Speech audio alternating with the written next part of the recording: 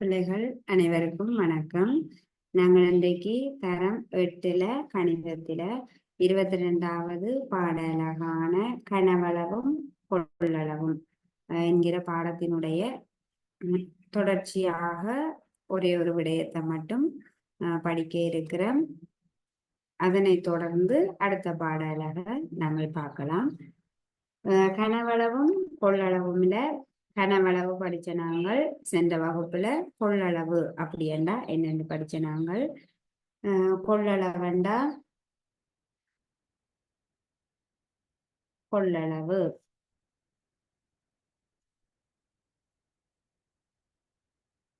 அதாவது யாதாயினும் ஒரு பாத்திரத்தை முற்றாக நிரப்பக்கூடிய திரவத்தின் கனவளவைத்தான் நாங்கள் கொள்ளளவு என்கிறோம். ஒரு பாத்திரமானது கொள்ளக்கூடிய திரவத்தின் கனவளவு கொள்ளளவு எனப்படுகிறது.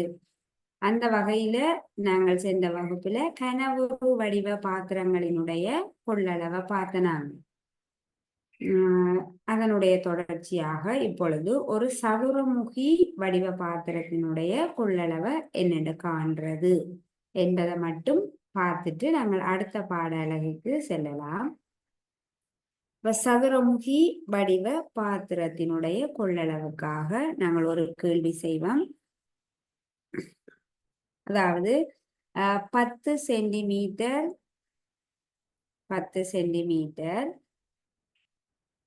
பக்க நீளமுள்ள 10 சென்டிமீட்டர் பக்க நீளமுள்ள சதுரமுகி வடிவ பாத்திரம் ஒன்றின்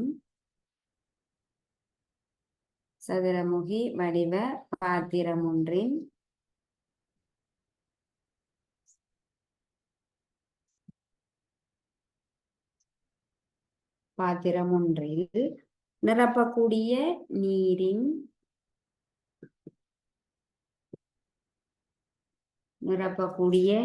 நீரின் உயர்ந்தபட்ச அளவு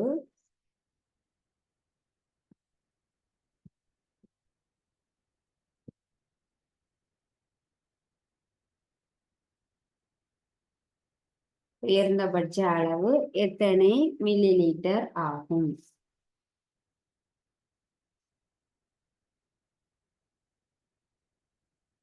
சதுரமுகி வடிவ பாத்திரத்தினுடைய சதுரமுகியினுடைய கொள்ளளவு தொடர்பான கேள்வி. சதுரமுகி வடிவ பாத்திரத்தினுடைய கொள்ளளவு தொடர்பான கேள்வி. கொள்ளளவண்டா ஒரு பாத்திரமானது கொள்ளக்கூடிய திரவத்தின் கனவளவு. அப்ப இந்த கேள்வியை பாருங்க. 10 சென்டிமீட்டர் பக்க நீளமுள்ள சதுரமுகி வடிவ பாத்திரம் ஒன்றில் நிரப்பக்கூடிய நீரின் உயர்ந்தபட்ச அளவு எத்தனை மில்லி லிட்டர் ஆகும் என்று கேட்டிருக்குது. அப்ப இது நேரடியாக இந்த கேள்வியை எப்படி கேட்கலாம்? ஒரு பக்க நீளம் 10 சென்டிமீட்டர் ஆக உள்ள சதுரமுகி வடிவ பாத்திரத்தினுடைய கொள்ளளவை காண்க அப்படி என்று நேரடியாக கேட்கக்கூடிய கேள்விதான் இப்படி வந்திருக்குது. 10 சென்டிமீட்டர் பக்க நீளம் உள்ள சதுரமுகி வடிவ பாத்திரம் ஒன்றில் நிரப்பக்கூடிய நீரின் உயர்ந்தபட்ச அளவு எத்தனை மில்லி லிட்டர்? எவ்வளவு தண்ணியை நிரப்பலாம்? இந்த பாத்திரமானது கொள்ளக்கூடிய நீரின் கனவளவு எத்தனை மில்லி லிட்டர் என்று எங்களுக்கு கேள்வி கேட்கப்பட்டிருக்குது. ஆகவே இதுக்கு நாங்கள் என்ன செய்ய வேணும்?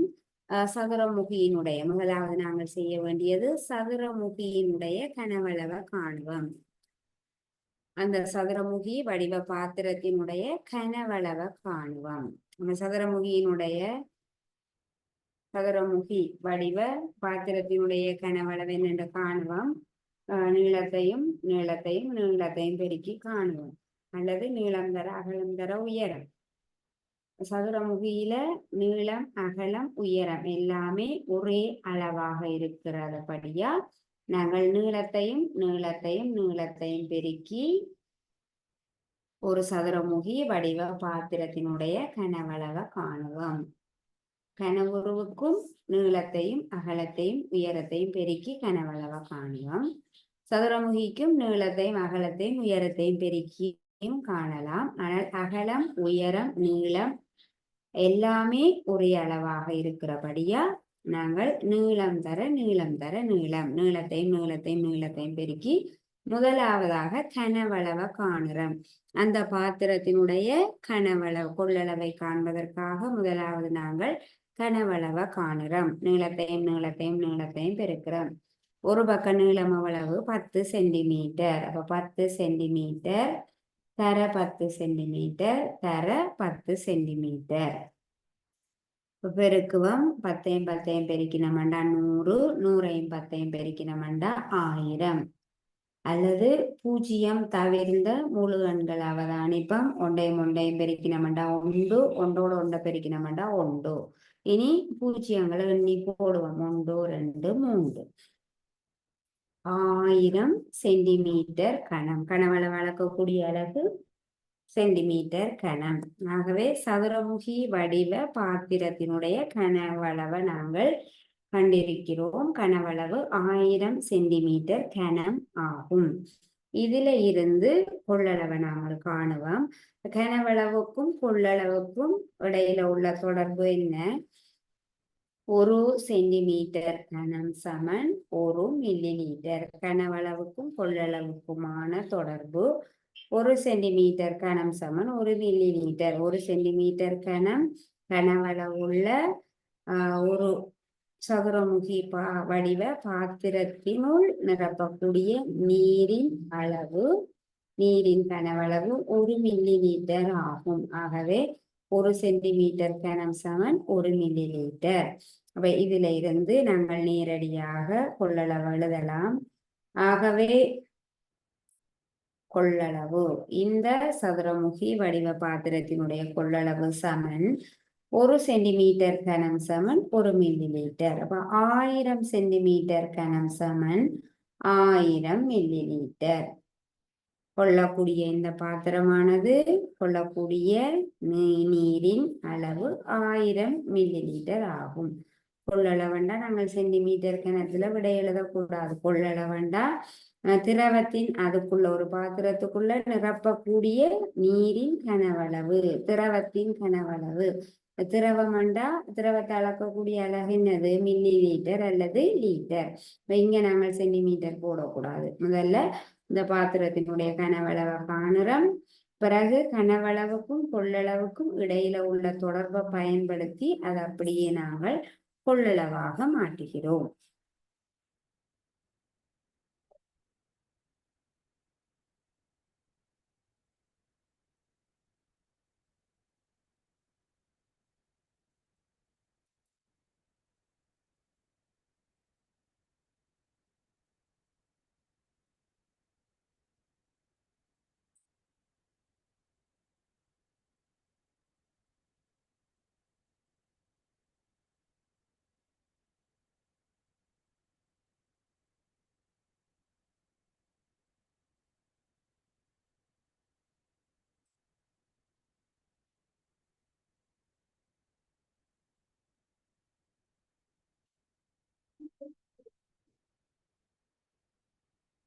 அடுத்ததாக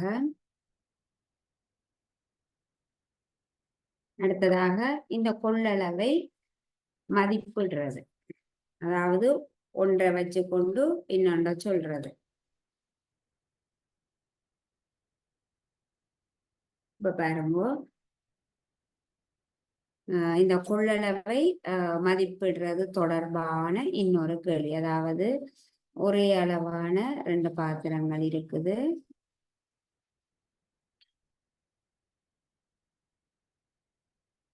ஒரே அளவான 2 பாத்திரங்கள் இருக்குது. ஏ பி என்ற 2 பாத்திரங்கள். அப்ப இந்த பாத்திரத்துல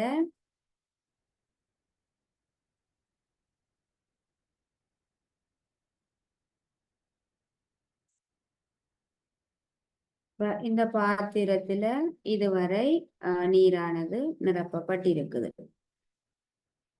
பாத்திரம் இந்த அளவு பக்கத்துல தரப்பட்டிருக்குது. இது 100 மில்லி லீட்டர், அளவும் 100 மில்லி லீட்டர். ஏ அளவும் 100 மில்லி லீட்டர். ஏ பி என்ற 2 பாத்திரங்கள் இருக்குது. அதாவது கொள்ளளவை மதிப்பிடுறது.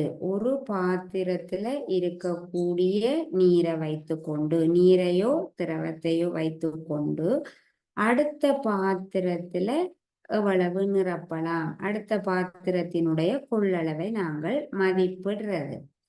அப்ப பாருங்கோ, பாத்திரம் ஏயானது 100 மில்லி லீட்டர் வரையான நீரினால நிரப்பப்படுகிறது, நிரப்பப்பட்டு இருக்கிறது. 100 மில்லி லீட்டர் என்று காட்டப்பட்டிருக்குது. அப்ப பாத்திரம் ஏக்குள்ள 100 மில்லி லீட்டர் கனவளவு உள்ள நீர் உள்ளது. இதுவரை நீர் இருக்குது.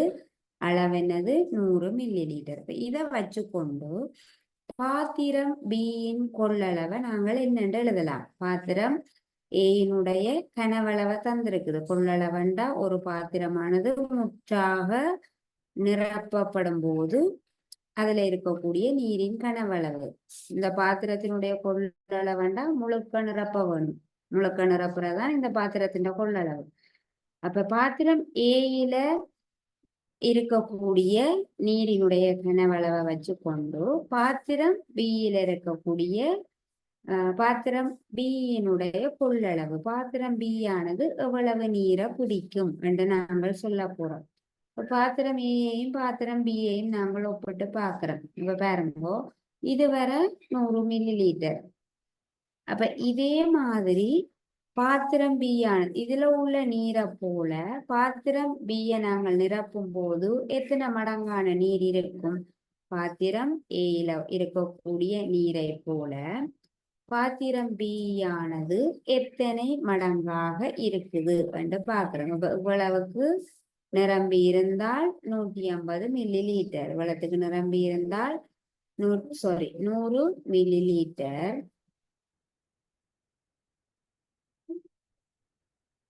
இவ்வளவுக்கு நிரம்பி இருந்தால் 100 மில்லி லீட்டர். அப்ப பாத்திரம் பியை போல, பாத்திரம் ஏயை போல பாத்திரம் பி ஆனது பாத்திரம் ஏயில இருக்கக்கூடிய நீரின் கனவளவை போல பாத்திரம் பியை நாங்கள் நிரப்பும் போது 3 மடங்கான நீர் தேவைப்படும். இதுவரை 100 மில்லி லீட்டர்ண்டா இதே போல எத்தனை மடங்கான நீரை ஊற்றும் போது பாத்திரம் பி ஆனது நிரம்பும் அப்படி என்று பார்க்கிறோம். இப்ப இதே போல பாத்திரம் ஏயில இருக்கக்கூடிய நீரின் கனவளவை போல 3 மடங்கிலான நீரை நாங்கள் ஊற்றும் போது பாத்திரம் பி ஆனது நிரம்பும். ஆகவே இதுவரை 100 மில்லி லீட்டர், இரண்டாவது மடங்கண்டா இதுவரை 200 மில்லி லீட்டராக இருக்கும். இப்ப முற்றாக நிரப்பும் போது இவ்வளவும் 100 மில்லி லீட்டர், இவ்வளவு 3 மடங்காக இருக்குது. இந்த நீரின் உயரத்தை போல பாத்திரம் பி ஆனது பாத்திரம் பியில 3 மடங்கான உயரத்துல நாங்கள் நீரை ஊற்ற வேண்டும். எவ்வளவும் 100 மில்லி லீட்டர். மொத்தமாக பாத்திரம் பியினுடைய கொள்ளளவு என்னவாக இருக்கும்? 300 மில்லி லீட்டராக இருக்கும். இதுதான் கொள்ளளவை மதிப்பிடுறது. அதாவது ஒன்றை வைத்து கொண்டு பாத்திரம் ஏயை வைத்து கொண்டு பாத்திரம் பியினுடைய கொள்ளளவை காண்றது. பாத்திரம் ஏயில இவ்வளவு நீர் இருக்குது, இந்த நீரின் அளவு 100 மில்லி லீட்டர். அப்ப இந்த நீரை போல எத்தனை மடங்கான நீர் பாத்திரம் பிக்குள்ள நாங்கள் ஊற்றலாம்? எத்தனை மடங்கான நீரை ஊற்றும் போது பாத்திரம் பி ஆனது நிரம்பும்?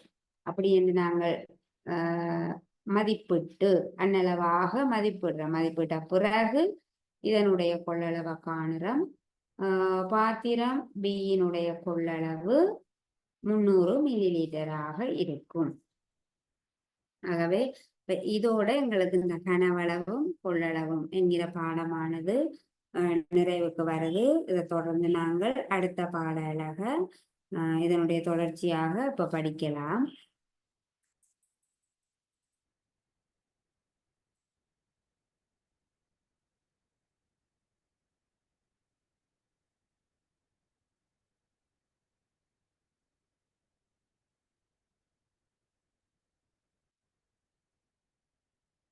தரம் 8 கணிதத்தில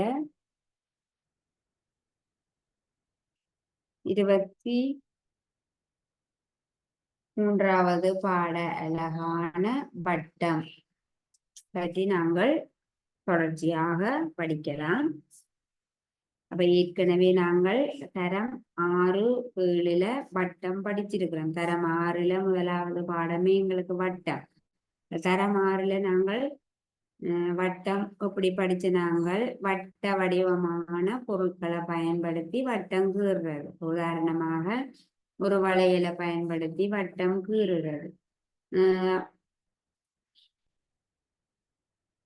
வட்டம் கீறிட்டு தரம் 6 நாங்கள் வட்ட வடிவமான பொருட்களை பயன்படுத்தி வட்டம் வரைஞ்ச நாங்கள் வட்டத்துல என்னென்ன படிச்ச நாங்கள் இந்த வட்டத்தின் இந்த வட்ட வடிவமான ஒரு அடரை வெட்டி எடுக்கக்கூடிய வட்டம் ஒன்று கீறும் பொழுது இந்த வளைந்த முழு கோட்டையும் வட்ட வடிவமான வளைந்த முழு கோட்டையும் நாங்கள் என்ன சொல்றோம் வட்டம் என்று சொல்லுறோம். இப்ப இந்த வளைந்த கோட்டில இருக்கக்கூடிய புள்ளிகள் இந்த கோட்டுல ஒரு புள்ளி குறிச்சிருக்கிறோம். இந்த வளைந்த கோட்டிலேயே நாங்கள் குறிக்கிறோம் ஒரு புள்ளிய. புள்ளி ஏ, புள்ளி பி, இன்னொரு புள்ளிய குறிக்கிறோம் சி. இந்த 3 புள்ளிகளையும் நாங்கள் என்ன சொல்லுவோம் வட்டத்தின் மீதுள்ள புள்ளிகள். இவையெல்லாம் எங்க இருக்குது வட்டத்தின் மீது இருக்குது. அடுத்தது வட்டத்துக்கு உள்ள ஒரு புள்ளிய குறிக்கிறோம். பாருங்க புள்ளி டி ஆனது வட்டத்துக்கு உள்ள இருக்குது. வளைந்த கோட்டுக்கு வட்ட வடிவமான வளைந்த கோட்டுக்கு உள்ள இருக்கிறபடியா அந்த டி வட்டத்தின் உள்ளே இருக்குதுன்னு சொல்லுறோம். அடுத்ததாக வட்டத்துக்கு பக்கத்துல வெளியால நாங்கள் ஒரு புள்ளிய குறிக்கிறோம் புள்ளி இ. இதை என்னன்னு சொல்லுவோம் இது வட்டத்துக்கு வெளியே இருக்குது. வட்டத்திற்கு வெளியே இருக்கக்கூடிய புள்ளி இ ஆகும். வட்டத்தின் மீது உள்ள புள்ளிகள் ஏ பி சி. வட்டத்துக்கு உள்ள இருக்கிற புள்ளி டி. வட்டத்துக்கு வெளியில இருக்கக்கூடிய புள்ளி இ ஆகும். வட்டத்துக்கு உள்ளே வெளியே இருப்பவற்றை பற்றி நாங்கள் படிச்சோம். தரம் 7 நாங்கள் வட்டம் தொடர்பாக என்ன படிச்ச நாங்கள் அதாவது கவராயத்தை பயன்படுத்தி நாங்கள் வட்டம் வரைஞ்ச நாங்கள். தரம் 7 தரம் 6 வட்ட வடிவமான பொருட்களை பயன்படுத்தி வட்டம் வரைகிறோம். தரம் 7 கவராயம் பென்சில் வரைகோல் ஆகியவற்றை பயன்படுத்தி வரைகோல்ல ஒரு அளவான குறிப்பிட்ட ஒரு 3 சென்டிமீட்டரோ கவராயத்துக்கும் பென்சிலுக்கும் இடையில உள்ள தூரம் 3 சென்டிமீட்டராக இருக்கிற மாதிரி எடுத்துக்கொண்டு கவராயத்தை பயன்படுத்தி கவராயத்தின் ஊசிய நடுவுல வச்சு கொண்டு நாங்கள் பென்சிலை மட்டும் சுழற்றுவோம். அப்படி சுழற்றும் போது சுழற்றி நாங்கள் வட்டம் வரைந்த நாங்கள். தரம் 8 இப்ப வட்டம் வரைய எங்களுக்கு தெரியும். தரம் 6 வட்டம் வரைய படிச்சுட்டோம். தரம் 7 வட்டம் வரைய படிச்சுட்டோம். நாங்கள் தரம் 8 வட்டம் தொடர்பாக வட்டத்துல இந்த வட்டத்தை ஒரு வட்ட வடிவ அடர வச்சு கொண்டு நாங்கள் இந்த வட்டத்துக்குள்ள இருக்கிற சிறப்பான விஷயங்களை பற்றி சொல்ல போறோம்.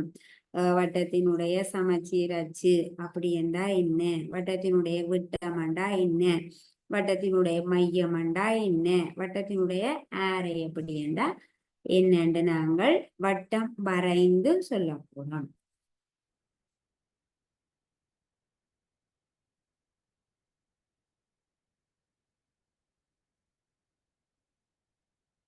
அப்ப பாருங்க நாங்க என்ன செய்திருக்கிறேன்னா ஒரு கவராயத்தையும் பென்சிலையும் பயன்படுத்தி ஒரு வட்ட வடிவமான ஒரு வட்டத்தை வரைந்து அந்த வட்ட வடிவ அடர அப்படியே வெட்டி எடுத்திருக்கிறேன். வட்ட வடிவ அடர் கவராயத்தையும் பென்சிலையும் பயன்படுத்தி ஒரு வட்டம் ஒன்றை வரைந்து அந்த வட்டம் வரைந்த அந்த வளைந்த கோட்டிலேயே நாங்கள் வெட்டி இப்படி ஒரு வட்ட வடிவ அடர எடுத்திருக்கிறோம்.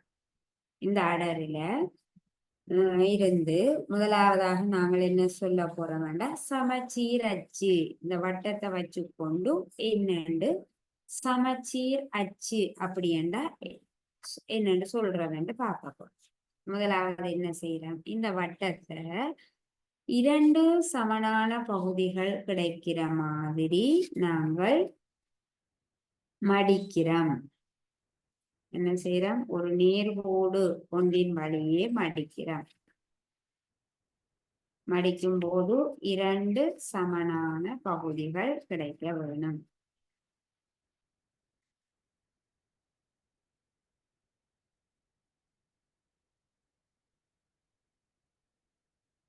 வட்டத்தை 2ஆ மடிச்சிருக்கு. வட்டம் ஒன்றை இரு வட்ட வடிவ அடரை இரு சமனான பகுதிகள் கிடைக்குமாறு மடிக்கிறோம். ஒருக்கா மடிக்கிறேன்.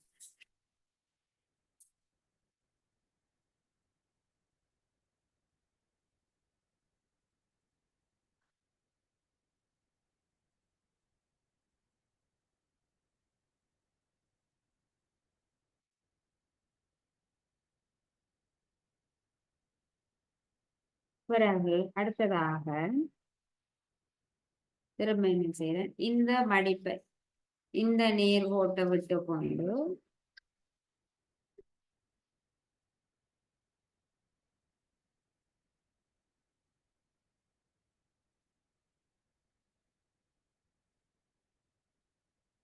இன்னொரு இடத்துல மடிக்கிறேன். பாருங்க, முதல்ல இப்படி மடிச்ச நாங்கள், பிறகு இப்படி மடிச்சோம். இப்படி மடிச்சோம். முதலாவதாக சமச்சீர் அச்சை பற்றி சொல்லுவோம் நாங்கள். அதாவது ஒரு வட்ட வடிவ அடரை 2 சமனான பகுதிகள் கிடைக்கிற மாதிரி மடிக்கக்கூடிய அந்த கோடு. இந்த கோட்டுக்கு தான் என்ன பெயர்? சமச்சீர் அச்சு. வட்டம் ஒன்றை 2ஆக பிரிக்க வேணும். பிரிக்கும் போது 2 பக்கமும் சமனான பகுதிகள் கிடைக்க வேணும். பாருங்க, 2 பக்கமும் சமனாக இருக்கும். சமனான 2 பகுதிகள் கிடைக்கிற மாதிரி அந்த மடிக்கக்கூடிய கோட்டுக்கு பெயர் தான் என்னது? சமச்சீர் அச்சு. சமச்சீர் அச்சுன்னா இந்த கோடு தான் சமச்சீர் அச்சு. இப்ப நாங்கள் முதலாவதாக இப்படி மடிச்ச நாங்கள், அப்போ ஒரு மடிச்சிருக்கிறோம். இது ஒரு சமச்சீர் அச்சு. பிறகு என்ன செய்த நாங்கள் இப்படி ஒரு மடிக்கிறோம். இன்னும் ஒரு சமச்சீர் அச்சு கிடைக்கிற மாதிரி மடிச்சிருக்கிறோம். திரும்பி மடிப்போம்.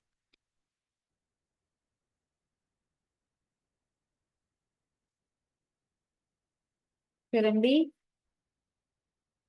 இன்னொரு சமச்சீர் அச்சு கிடைக்கிற மாதிரி மடிச்சிருக்கிறேன். 3ஆவதா மடிச்சிருக்கிறேன். 1 2 திரும்பி இன்னும் மடிப்போம்.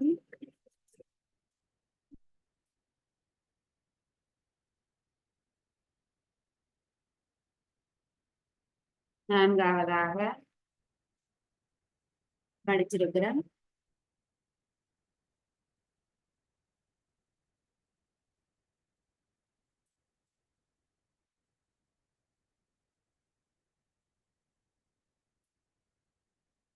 பிறகு இன்னொரு மடிக்கிறோம்.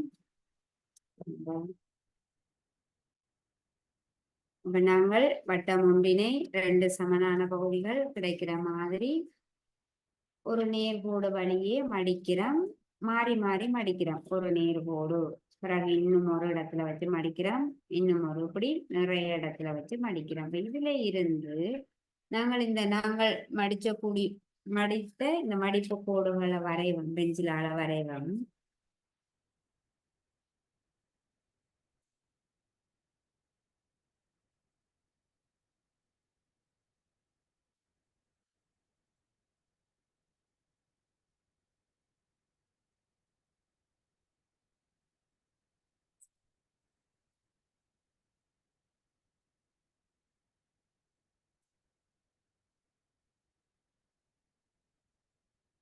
இந்த கோடுகள் மடிப்பு கோடுகளை பென்சிலை பயன்படுத்தி கீறி இருக்கிறது. அந்த மடிப்பு கோடுகள் எல்லாமே என்னவாகும்? சமச்சீர் அச்சுக்கள் ஆகும். வட்டத்தினுடைய சமச்சீர் அச்சுக்கள் ஆகும். மடிப்பு கோடுகள் எங்க வச்சு பார்த்தாலும் என்ன செய்யுது? இந்த மடிப்பு கோடு ஒவ்வொன்றும் இந்த வட்டத்தை 2 சமனான பகுதிகளாக வேறாக்குது. இவ்வாறு வட்டம் ஒன்றை 2 சமனான பகுதிகள் கிடைக்கிற மாதிரி மடிக்கக்கூடிய கூட்டுக்கு தான் என்ன பெயர்? சமச்சீர் அச்சு என்று பெயர். இப்ப பாருங்க, எத்தனை சமச்சீர் அச்சுக்களை நாங்கள் இந்த வட்டத்துல கீறி இருக்கிறோம். இப்ப இதுல எண்ணுவோம். 1 ஒரு கோடு, இந்த ஒரு கோடு 2ஆ பிடிக்குது, ஒரு சமச்சீர் அச்சு. அடுத்தது 2ஆவது சமச்சீர் அச்சு. அடுத்தது 3ஆவது, 4ஆவது, இதிலே நரவாசியில பார்த்தனீங்கன்னா தெரியும். முதலாவது ஒரு சமச்சீர் அச்சு, அடுத்ததாக இப்படி ஒன்று, இரண்டாவது சமச்சீர் அச்சு, மூன்றாவது சமச்சீர் அச்சு, நான்காவது சமச்சீர் அச்சு, ஐந்தாவது சமச்சீர் அச்சு. அப்ப நாங்கள் இப்ப 5 சமச்சீர் அச்சுக்களை கூறியிருக்கிறோம். இதே போல ஒரு வட்டத்திற்கு எத்தனை சமச்சீர் அச்சுக்களை கூற முடியும்?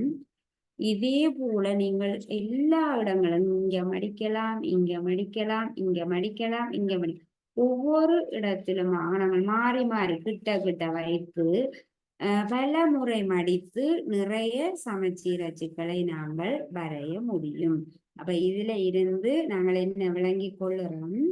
ஒரு வட்டத்திற்கு எண்ணற்ற சமச்சீர் அச்சுக்கள் உண்டு. ஒரு வட்டத்துல உள்ள சமச்சீர் அச்சுக்களின் எண்ணிக்கை எத்தனை என்று கேட்டா என்ன சொல்லலாம்? ஒரு வட்டத்திற்கு பல சமச்சீர் அச்சுக்களை வரைய முடியும். சமச்சீர் அச்சு அப்படி என்றா என்ன? வட்டத்தினுடைய சமச்சீர் அச்சு தரவுகளில நாங்கள் ஒரு இருபுடை சமச்சீருடைய தளவுருவின் சமச்சீர் அச்சு படிச்சிருக்கிறோம். ஒரு தளவுருவை 2 சமனான பகுதிகளாக பிரிக்கக்கூடிய கோடுதான் சமச்சீர் அச்சு. அப்ப இந்த வட்டத்தை 2 சமனான பகுதிகளாக பிரிக்கக்கூடிய கோடு, மடிக்கக்கூடிய கோடு, மடிக்கிற கோடு அது பிரிக்குது. அந்த கோடு ஒரு வட்டத்தை 2 சமனான பகுதிகள் கிடைக்குமாறு மடிக்கக்கூடிய கோடுதான் அவ்வட்டத்தினுடைய சமச்சீர் அச்சு எனப்படுகிறது. ஒரு வட்டத்திற்கு பல சமச்சீர் அச்சுக்கள் உண்டு. அடுத்ததாக இப்ப பாருங்க, நாங்கள் நிறைய சமச்சீர் அச்சுக்களை வரைஞ்சிருக்கு. நாங்கள் இப்ப இதுல 5 சமச்சீர் அச்சுக்களை வரைஞ்சிருக்கிறோம். இப்ப இந்த சமச்சீர் அச்சுக்கள் எல்லாம் பார்த்தீங்கன்னா ஒரு புள்ளி வழியாக போயிருக்குது. பாருங்க, சமச்சீர் அச்சுக்கள் எல்லாமே ஒரு புள்ளி வழியாக, இந்த ஒரு புள்ளி வழியாக போயிருக்குது. பாருங்க தெரியும், இந்த கோடு, இந்த கோடு, இந்த கோடு, இந்த கோடு எல்லாமே இந்த புள்ளியில சந்திக்குது. இந்த ஒரு புள்ளியில சந்திக்குது. இந்த புள்ளிக்கு பெயர் என்ன? இந்த புள்ளிதான் வட்டத்தினுடைய மையம். சமச்சீர் அச்சுக்கள் சந்திக்கக்கூடிய அந்த புள்ளிக்கு பெயர் என்ன? வட்டத்தினுடைய மையம். அப்ப நாங்கள் வட்டத்தினுடைய மையம் அப்படி என்றால் என்ன? இந்த வட்டம் வரைகிறதுக்கு நாங்கள் கவராயத்தையும் பென்சிலையும் பயன்படுத்தி வட்டம் வரையும் போது நாங்கள் கவராயத்தின் முனைய வைக்கக்கூடிய இந்த இடம்தான் மையமாக இருக்கும். இந்த சமச்சீர் அச்சுக்கள் சந்திக்கக்கூடிய புள்ளிதான் வட்டத்தினுடைய மையம். இந்த வட்டத்தினுடைய மையத்துலதான் நாங்கள் என்ன செய்திருப்போம்? வட்டம் வரைகிறதுக்கு கவராயத்தின் முனையை இங்க வச்சுதான் வட்டம் வரைஞ்சிருப்போம். கவராயத்தின் முனை இங்க இருக்கும், நாங்கள் பென்சில் இப்படி சுழற்றும் பொழுது இந்த வட்டமானது வந்திருக்கும். அப்ப இதுதான் வட்டத்தினுடைய மையம், கவராயத்தினுடைய முனை வைக்கப்பட்ட இடம். இந்த சமச்சீர் அச்சுக்கள் எல்லாம் சந்திக்கக்கூடிய இந்த புள்ளிக்கு என்ன பெயர்? வட்டத்தினுடைய மையம் என்கிறோம். அடுத்ததாக வட்டத்தினுடைய விட்டம் அப்படி என்றா என்ன? இப்ப நாங்கள் சமச்சீர் அச்சு பார்த்தோம். சமச்சீர் அச்சு படிச்ச நாங்கள் சமச்சீர் அச்சு. சமச்சீர் அச்சுண்டா என்ன? சமச்சீர் அச்சு வட்டம் ஒன்றை 2 சமனான பகுதிகள், வட்டம் ஒன்றை 2 சமனான பகுதிகள் கிடைக்குமாறு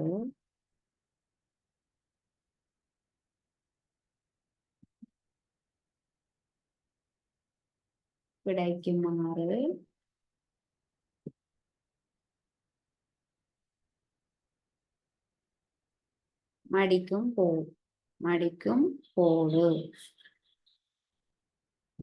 வட்டம் ஒன்றை 2 சமனான பகுதிகள் கிடைக்கிற மாதிரி மடிக்கும் கோடுதான் சமச்சீர் அச்சு என்று படிச்ச நாங்கள். அடுத்ததாக மையத்தை பற்றி படிச்ச நாங்கள். மையம் என்றா இந்த சமச்சீர் அச்சுக்கள் சந்திக்கக்கூடிய புள்ளி வட்டத்தினுடைய மையம். இந்த சமச்சீர் அச்சுக்கு நாங்கள் இன்னொரு பெயர் சொல்லுறோம், என்னண்டா விட்டம். சமச்சீர் அச்சுக்கு இன்னொரு பெயர் நாங்கள் சொல்லலாம். என்ன பெயர்? விட்டம். விட்டம் நாங்கள் படிச்சிருக்கிறோம், தரம் 7லேயே படிச்சிருக்கிறோம். இப்ப பாருங்கோ, இந்த சமச்சீர் அச்சுதான் விட்டம். நாங்கள் வரைந்த இந்த மடிப்பு கோட்டுக்கு இன்னொரு பெயர் சொல்லலாம். என்ன பெயர்? விட்டம். விட்டம் என்றா என்ன? ஒரு வட்டத்தின் மீதுள்ள 2 புள்ளிகளை இணைக்கக்கூடிய நேர்கோடு. ஆனால் எது வழியா இணைக்க வேணும்? மையத்தின் வழியாக இணைக்க வேணும்.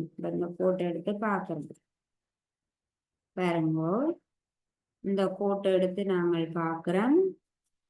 இந்த கோட்டுக்கு பெயர் சமச்சீர் அச்சு என்று சொல்லி இருக்கிறோம். ஆனால் இன்னொரு பெயர் சொல்லுறோம் இதுக்கு, விட்டம். விட்டம் என்றா என்ன?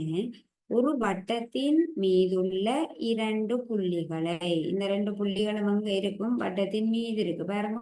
இந்த வளைந்த கோட்டில இருக்கு இந்த 2 புள்ளிகளும், இதுவும் இதுவும். அப்ப இந்த வட்டத்தின் மீதுள்ள 2 புள்ளிகளை மையத்தின் வழியாக இணைக்கக்கூடிய நேர்கோடு தான் விட்டம் என்று நாங்கள் தரமுறையில படிச்சிருக்கிறோம். வட்டத்தின் மீதுள்ள 2 புள்ளிகளை மையத்தின் வழியாக இணைக்கக்கூடிய நேர்கோடு விட்டம். அப்ப இங்கேயும் பார்த்தீங்கன்னா இந்த சமச்சீர் அச்சும் என்ன செய்யுது? வட்டத்தின் மீதுள்ள 2 புள்ளிகளை இணைக்குது, அதே நேரம் மையத்தின் வழியாக போயிருக்குது. நாங்கள் இந்த சமச்சீர் அச்சுக்கு இன்னொரு பெயர் என்ன சொல்லலாம்? விட்டம். சமச்சீர் அச்சினுடைய இன்னொரு பெயர் விட்டம் என்றும் நாங்கள் சொல்ல முடியும். விட்டம் என்றா என்ன சொல்லலாம்? வட்டத்தின் மையத்தில் உள்ள வட்டத்தின் மீதுள்ள வட்டத்தின் மீதுள்ள 2 புள்ளிகளை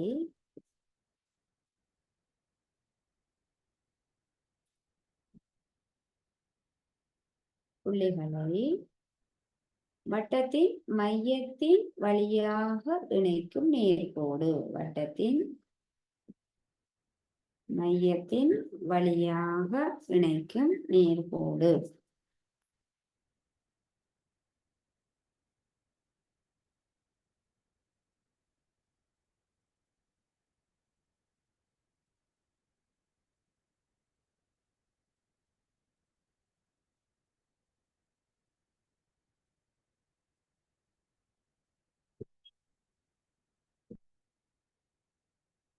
இணைக்கும் நேர்கோடுதான் விட்டம்.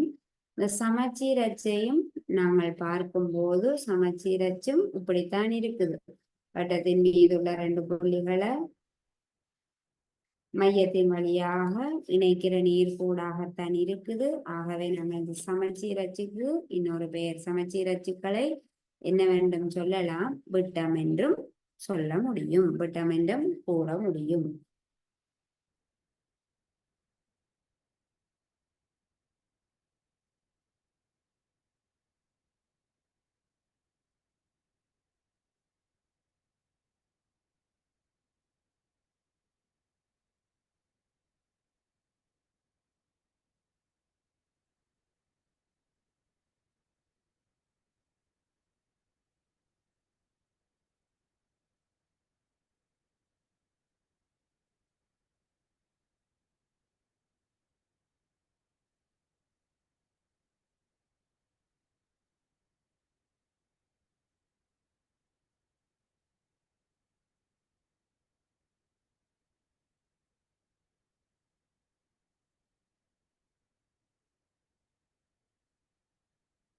அடுத்ததாக அப்ப இந்த சமச்சீர் அச்சுக்கள் சந்திக்கக்கூடிய புள்ளியை நாங்கள் என்ன சொல்றோம்? மையம் என்று சொல்லுறோம்.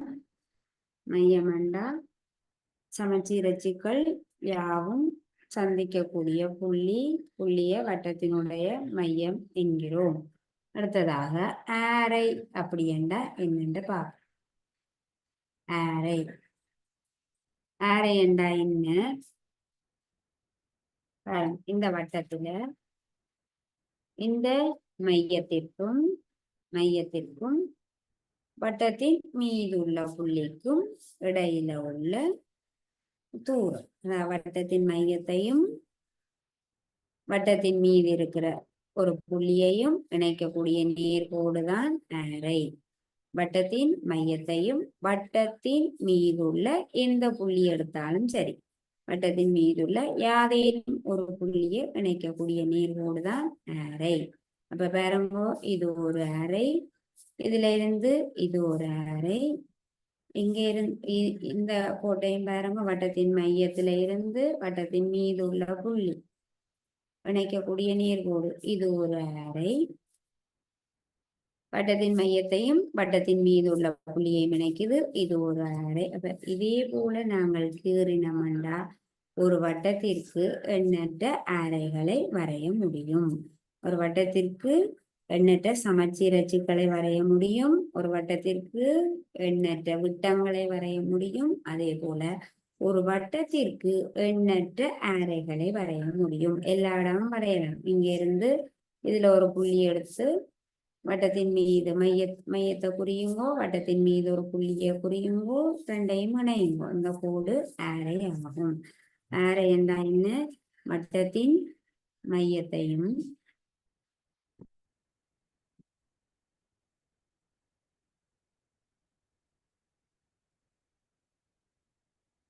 வட்டத்தின்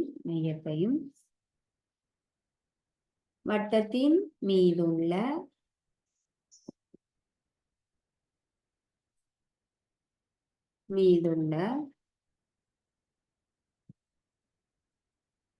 புள்ளி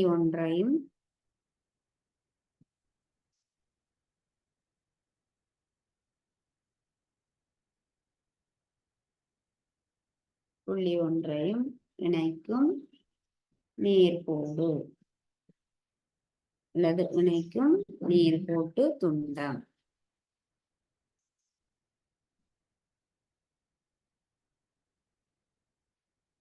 துண்டம் ஆரை எனப்படுகிறது. வட்டத்தின் மையத்தையும் வட்டத்தின் மீதுள்ள ஏதாவது ஒரு புள்ளியையும், வட்டத்தின் மீது எந்த புள்ளி என்றாலும் சரி, வட்டத்தின் மீதுள்ள புள்ளி ஒன்றையும் இணைக்கும் நேர்கோட்டு துண்டத்தை தான் நாங்கள் ஆரை என்கிறோம். நாங்கள் இப்ப 4 விஷயங்கள் படிச்சிருக்கிறோம். சமச்சீர் அச்சு அப்படி என்றால் என்ன, விட்டமண்டா என்ன, மையமண்டா என்ன, ஆரை என்றா என்ன. நாங்கள் இந்த ஒரு வட்டம் கொண்டு கீறி இந்த 4 விஷயங்களையும் நாங்கள் பார்க்கலாம். ஒரு வட்டத்தை ஒன்று வரைஞ்சு பார்க்க போறோம். நாங்கள் இவ்வளவு நேரம் இந்த வட்ட வடிவ அடர வச்சு கொண்டு பார்க்க, நாங்கள் ஒரு வட்டத்தை வரைந்து இந்த சமச்சீர் அச்சண்டா என்ன, ஆரைண்டா என்ன, விட்டமண்டா என்னன்னு பார்ப்போம்.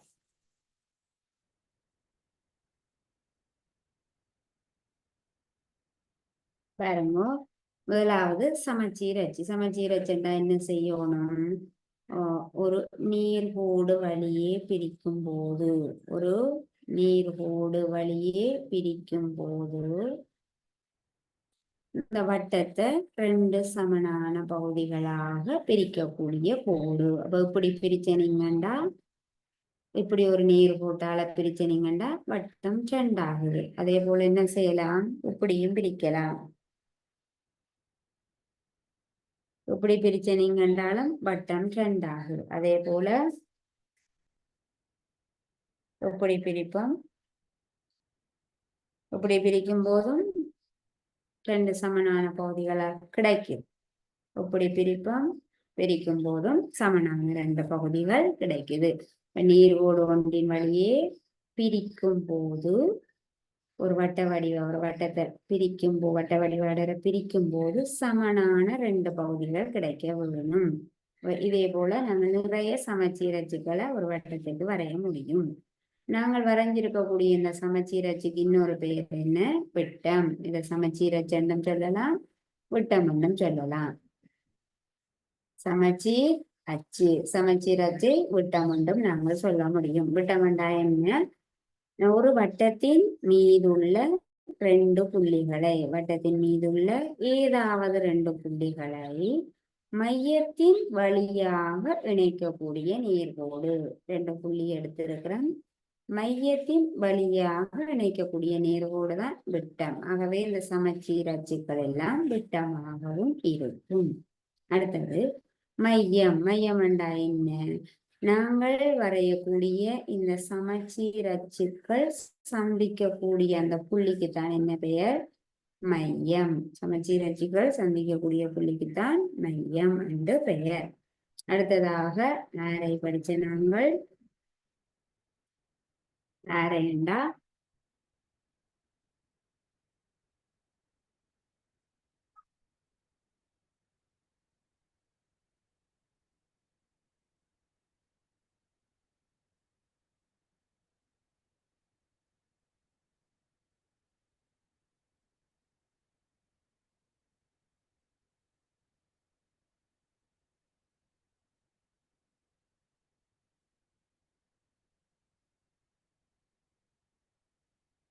ஆரைண்டா என்னண்டா ஒரு வட்டத்தினுடைய மையம் என்றா நாங்கள் இந்த கவராயத்தின் முனையை வச்ச இடம்தான் மையம்.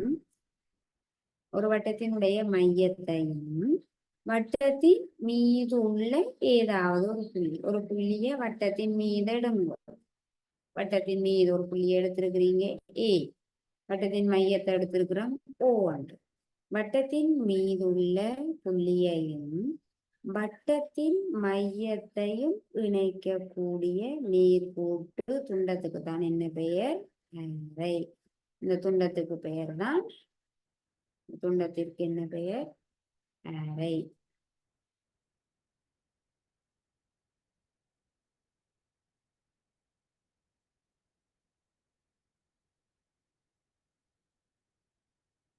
அதே போல நாங்கள் ஒரு வட்டத்திற்கு எத்தனை ஆரைகளை கீற முடியும்? ஒரு வட்டத்திற்கு நாங்கள் எண்ணற்ற ஆரைகளை கீற முடியும்.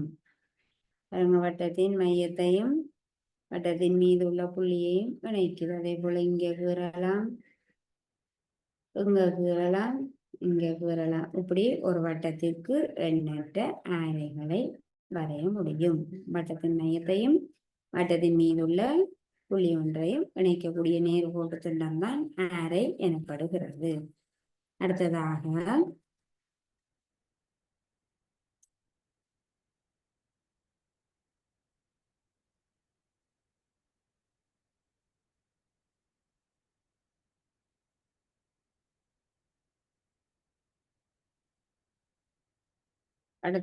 நாங்கள் படிக்க போவது நான் அப்படி என்றா என்ன?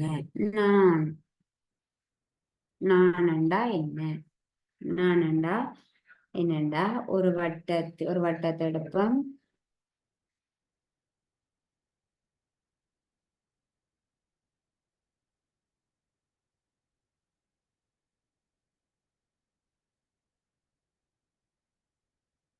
ஒரு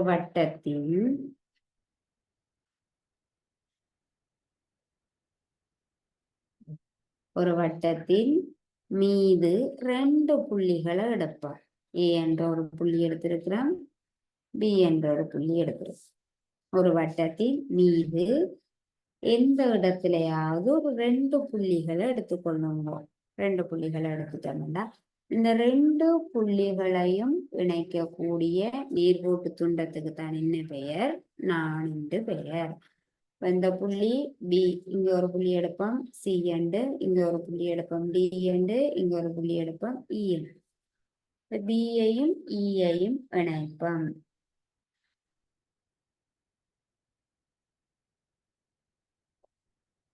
பியையும் ஈயையும் இணைப்போம். சியையும் பியையும் இணைப்போம்.